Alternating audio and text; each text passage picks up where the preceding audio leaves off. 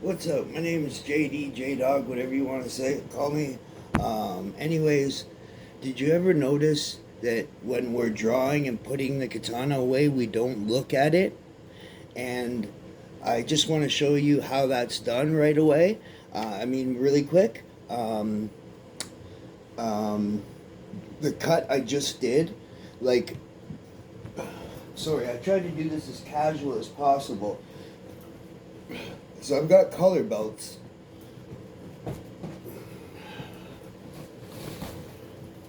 And I've got uniforms, but I don't want to get into all that pageantry just for something so simple. So I just wanted to show you how it could be part of regular life, like that how you could train in this if you just had a sword. Now, I do Iaido 2 times a week. One time it's Iaido, and the other time it's Iaijutsu. And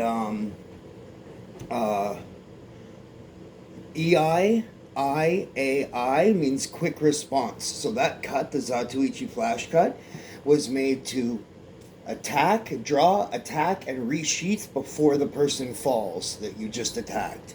So basically, when you're drawing, you want to have, first of all, at all times, you have your hand over this, just so it doesn't fall out, even though there's a seal. And that's what you saw me doing at the end. Pressing down on it to seal it. Anyways, it's just good to keep your hand there. It's a thing in Iaido and Iaijutsu and actually all Budo martial arts. So anyways, when you're drawing the katana, the finger moves from on top here to down here. And this is assuming your right hand is on it. And you push with your thumb until the seal breaks. And then you replace your thumb with a forefinger. And you place it right in the groove that most katanas have.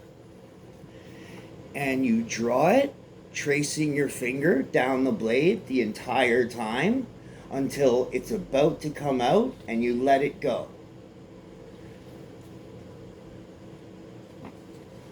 Or if it's a side cut, you let it go.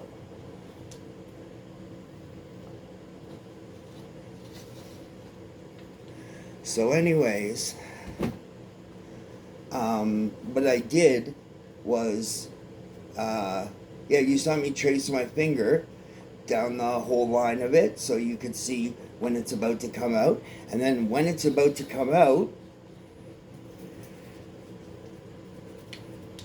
and then now we pull it along the flat part. The back side is not bladed.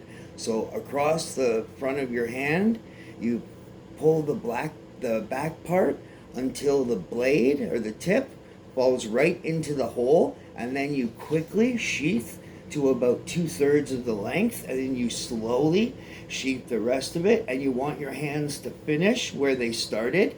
And while you're sheathing, your finger should be in the shape of a C. Convenient, eh? Like a C, see? Like a rail.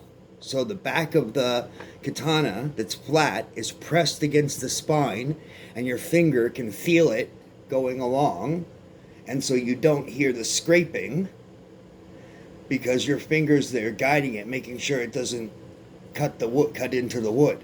And the same thing about when you're drawing, when you're tracing it with your finger again.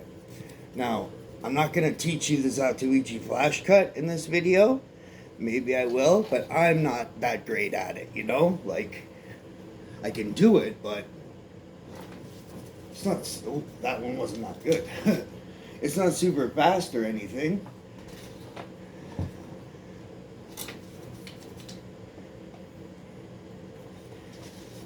I can do it faster than that. I'm just trying not to get it wrong so I don't ruin this fucking video and have to do it over again. But anyways, basically, yeah, that's how you draw and sheath without freaking looking at it.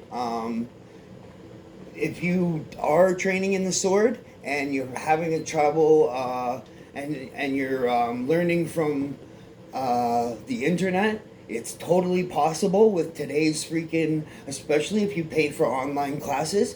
I'm not saying you're going to master it, but you'll become able to wield a sword and call yourself a swordsman.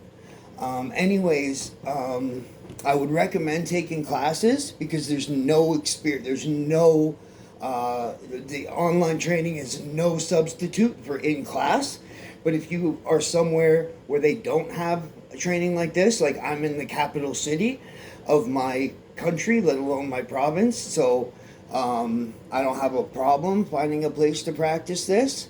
But most people would, or sometimes there are specialty martial art places in small towns. Who knows? Anyways, there's a lot of stuff I could say, but I'm not a fucking master. I have 2 black belts, but they're in Taekwondo and Hapkido, which are Korean, and are one's about grappling and reversing holds and breaking and disarming and stuff, and the other one's about punching and kicking the foot fist way. So it doesn't really translate to the Japanese katana. So anyways, please like and subscribe. And yeah, they don't want us doing ZatoIchi in class. I learned it from the internet. And but you have to have some level of skill to pick it up. You can't just like start doing it at that level, you know. And there's other things like this, like OSS spins. They don't like us doing those, even though it's fun. And it brings you right into your cutting. Or say spin sheathing.